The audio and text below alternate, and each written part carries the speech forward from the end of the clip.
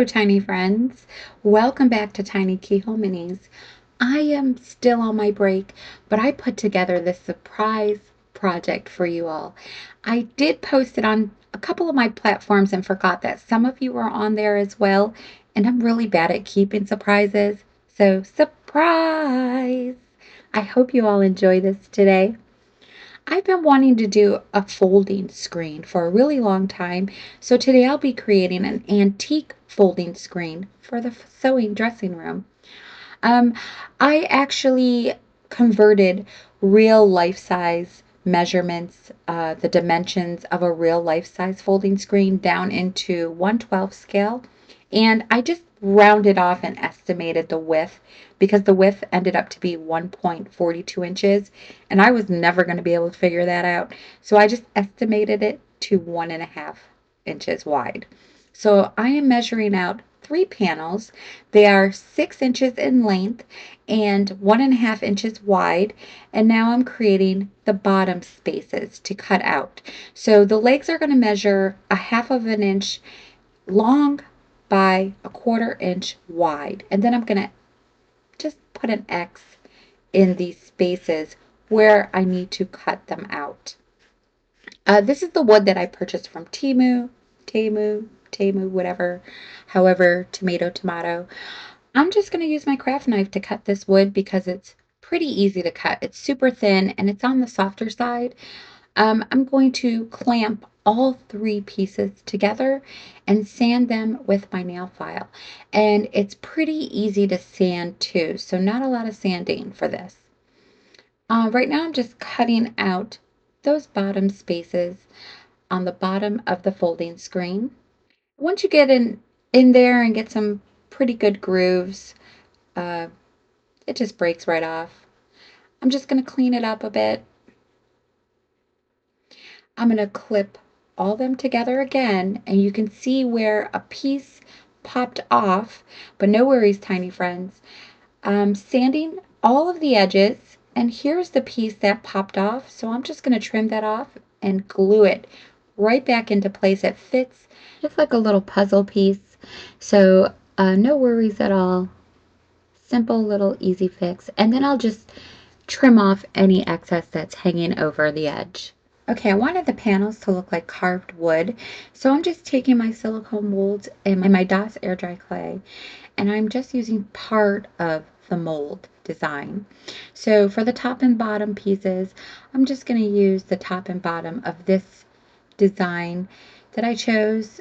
I packed the clay in. Once I packed it in, I wet my fingers with a little bit of water and just ran it around the back to smooth it out. And then I'm gently peeling them out by rolling the mold back. And this is a really great way to make your non-wood pieces look like carved wood, or just to give your pieces some added design. So right now I'm just trimming the edges to give them a nice clean cut, and these will be the pieces that will be placed on top and bottom of each panel. So I'm using my wood glue, and they're not fully dry yet. I like to put them on my pieces while they're still in the process of drying so that I can kind of mold them around where I need to. If I needed to mold them around a rounder piece or whatnot, I'd be able to do that. So this allows them to be just a little bit more flexible than being fully dry, of course, then they would break. And I did take the time to line them up to make sure they were all nice and even with each other. For the panel trim, I rolled a snake that's about the same width as the design I chose, and this is the easiest way to do this. So you just want to roll a snake about the same size, pack it in there. You can begin to pinch it and push it in. I like to pinch it all the way down, then let's like pack it in there real good. And then I'm going to take my fingers, dip them in water, and just run them all along the whole strip just to smooth that down, get it nice and even. So I just learned easy ways to work with these molds in air dry clay. And this is definitely one of them. Now I could have went with a smaller trim, but I chose the middle size. But tiny friends, I'm gonna make another one of these screens and put it in my shop. I think I'm going to use the smaller trimming on that one. Of course, that one's going to be completely different so that they can stay one of a kind, but you'll find one in my Etsy shop. Okay, I'm carefully rolling back the mold while I'm holding down, lightly and gently holding down the clay, and they just roll right out. I'm going to trim off the edges so that they're nice and even. And I'm using my wood glue. And the really good thing about this stuff is you can piece them together and not even know that they're parts. So when doing so, you really just want to make sure you're putting glue on both ends that are going to connect to each other, and also push them nice and tight together, because when the clay dries, it's going to shrink, and if you don't have them close enough and attached well, they might separate on you. So definite one thing to take note of. But I did find that using wood glue is the best glue for this clay. Okay, so I'm just trimming off the bottom pieces so that I have a nice clean cut edge. I'm going to line it up right up against the edge and pat down the top pieces so that they're even with one another. I'm going to take my wood glue and apply it to one of these strips. Spread it out a little bit with my toothpick. I'm going to line it up right along the edge and push it nice and tight against the bottom piece. And right now I'm just straightening it out. Now I'm going to add some wood glue to the top. Spread it out a little bit. And add the top piece. Again, pushing it right down up against the trimming and just lining it up, just straightening it out right now. Remove any excess glue that I see. Okay, when the pieces are fully dry, I'm going to begin to paint.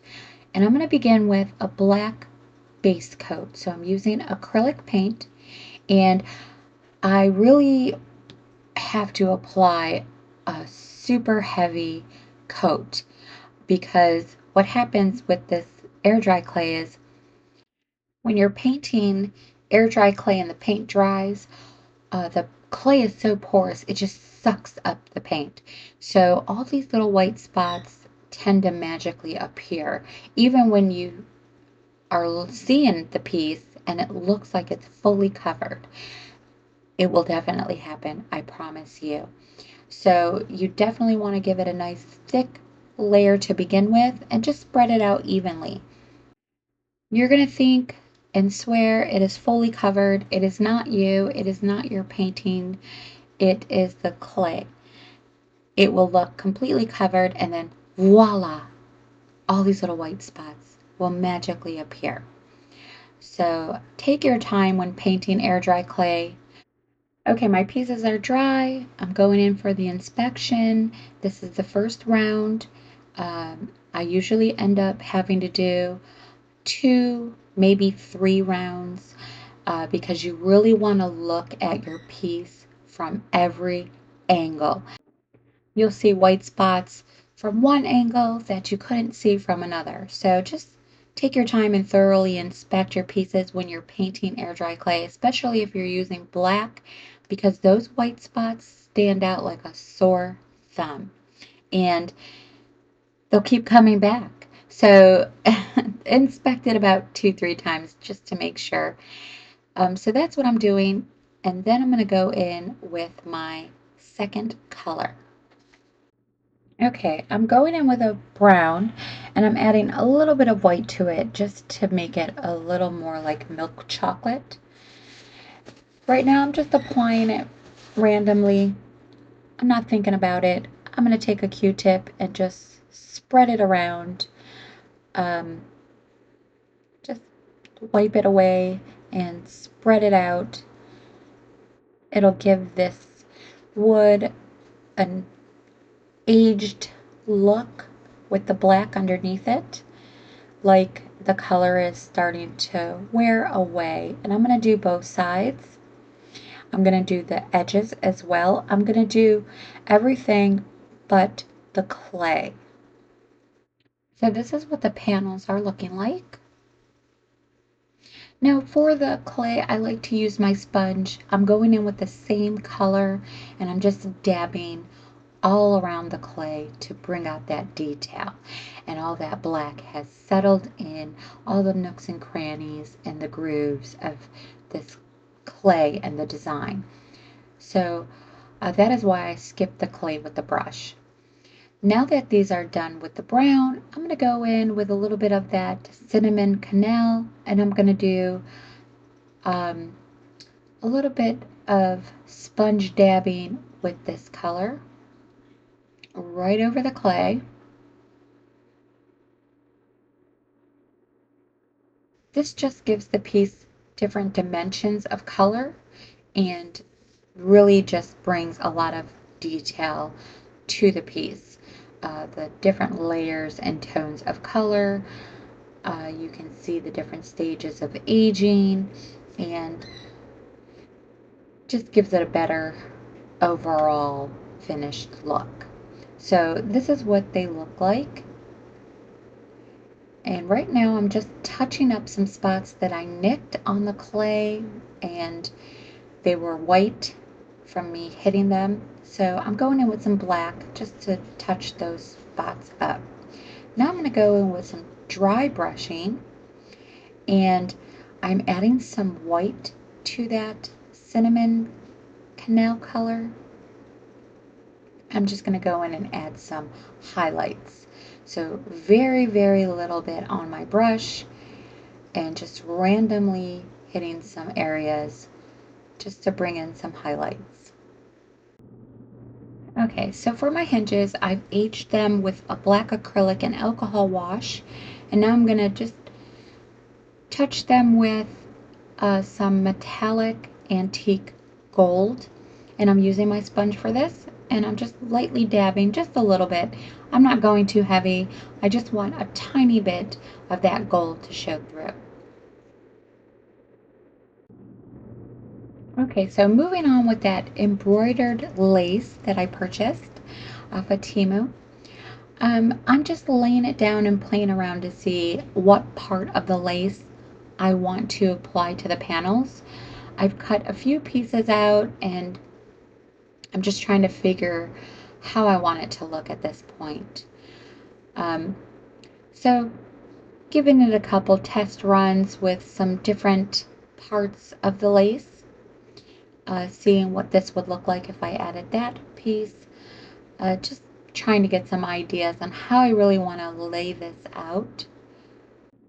Okay, so I decided to go with this part of the lace on all three panels. And now I am just trying to figure out how I want the screen to stand. And I decided to go with the three-fold, how the side panels will fold back.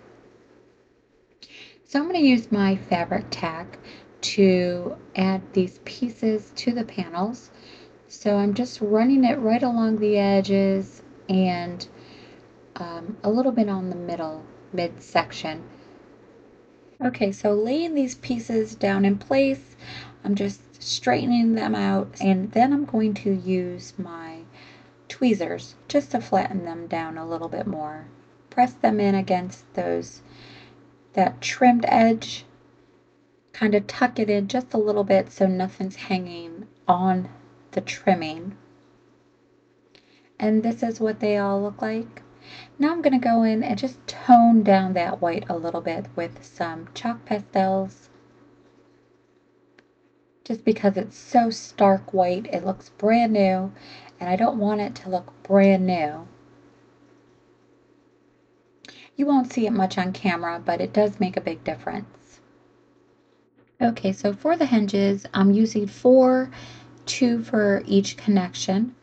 And I do struggle a little bit with hinges, especially with the glue. I'm using Aleene's Jewelry and Metal Glue, and I'm just placing them down, trying to be super careful, uh, but I'm not 100% on hinges yet, tiny friends. So once I get these into place and they're nice and dry, I'm just going to carefully bend the side panel screen just a little bit. And I think I'm just like really impatient when it comes to just trying to make sure that they're dry completely before bending my pieces. Okay, tiny friends, that is it for today's project. I hope you all enjoyed it. Let me know what you thought in the comments below. Don't forget to give it a thumbs up. Thank you for watching. Thank you for subscribing. Don't forget to hit that top bell notification button. I'm going to show you some pictures of the folding screen that will be listed in my shop. I'll put the link in the description box below. Until next time, tiny friends, you all have a lovely day, and I will see you all soon. Bye-bye.